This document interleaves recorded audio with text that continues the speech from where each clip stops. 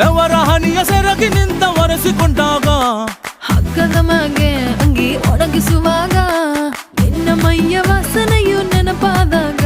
ಎರಡು ಕೈಯ ನೆತ್ತಿ ನೀನು ಜಡಿಸುತ್ತುವಾಗ ದಿಮ್ಮನಪ್ಪಿಕೊಂಡು ನಿದ್ದೆ ಮಾಡುವಾಗ ಸುಸ್ತಾಗೋಗಿ ನೀನು ಆಕಲಿಸುವಾಗ